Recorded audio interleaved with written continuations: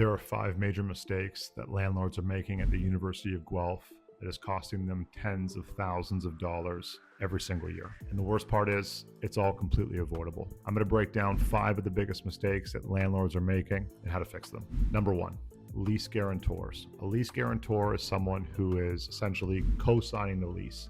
They're acknowledging that they understand that the tenant has signed and what the ramifications are from any missed rent payments or non-payment of rent to damages to the property that maybe the tenant cannot cover. So guarantor law is a little bit open, and it might be hard to, especially in Ontario, have the landlord tenant board really provide that recourse to a guarantor. But the essence is that they're providing that cosigner and that assuredness that in any event that student tenant creates damages or does not pay rent, there is recourse to that person. So in summary, if you're a landlord and you're looking to engage with a group of students between the ages of 18 to 22, however old the students are going to be, it's a great idea to include a guarantor clause and to look for that cosigner. It can save you thousands of dollars, and it can provide that recourse that you need in any event of non-payment of rent and damages to the property. Simple clause, simple cosign. It's maybe a 5 or 2 minute action. And it's a great thing to do to protect your asset and your relationship with that student group. Number 2, utilities. All-inclusive utilities and student rental properties don't always mix. Here's a great way to alleviate that by just including a clause that offers a line in the sand to which the amount of utility that you're willing to cover with that all-inclusive number. So if you're willing to pay up to $250 for the water bill and the electric utility bill in Guelph, have that included in the lease so that the standard is offered. That's more than enough water and electricity for any home, especially with 6 or 7 students. So to have that line in the sand, it just gives you a little bit of an understanding between that tenant and you as the landlord into what is a normal amount of coverage. I've had issues where students haven't notified me of broken showers, and I've paid bills that were $1,000 a month because the shower was running for 3 days and no one notified me. So just including that clause or that simple line in the sand in your lease in a Schedule A can save you thousands and offer a little bit of recourse or a little bit of understanding, which will go into that relationship of managing those tenants as a landlord. So understanding what that all-inclusive lease looks like and how to govern it. A really great strategy though, guys, is to have the tenants pay utilities. Don't cover it as a landlord. Ensure that the tenants understand that their lease is plus utilities and provide that great quality home so that they're happy to pay that amount. It's a really simple fix. It can save you thousands of dollars a year, and it just creates, again, that barrier of recourse where the tenants are going to be responsible for that cost anyways. Number 3, locks.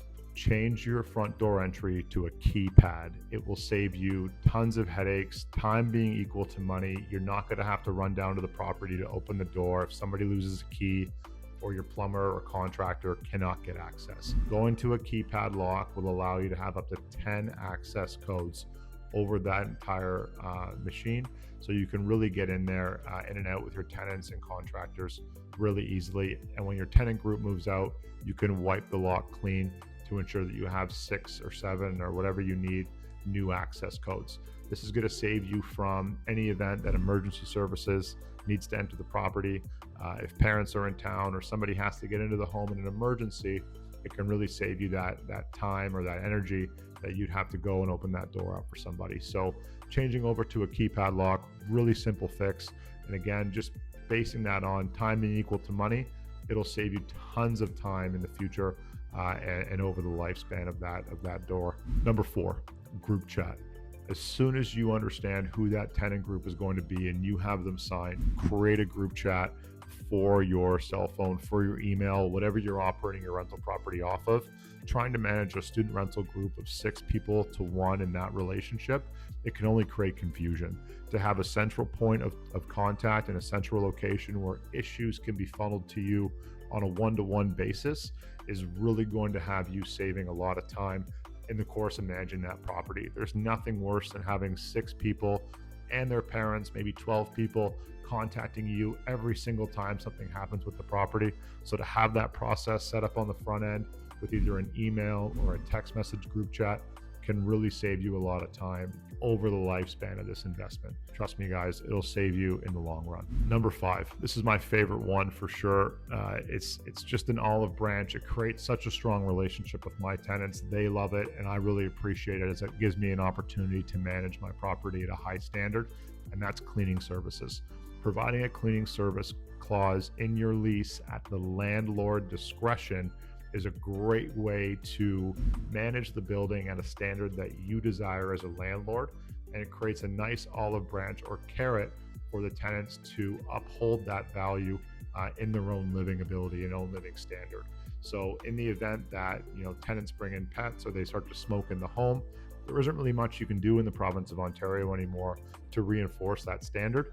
But if you've included this cleaning service clause and there's 6 people in the home and they understand that they're going to get 2 cleanings a year, usually around that midterm or final season, again, this is for a student rental, they're really going to police themselves well to, again, have that higher living standard so that they do have that cleaning service coming in when they need it most. Really simple fix here, and it can save, again, thousands of dollars in bigger cleaning bills when they move out. I'm talking about 2-3 hours of a cleaning person, $250 per clean. It's definitely worth it, especially with the cash flow that some of these properties can offer. That's it, guys. That's the 5 biggest mistakes that landlords are making in and around the University of Guelph and how to fix them. If you enjoyed this video, please give us a like and subscribe if you insist. Have yourself a great day. Thanks.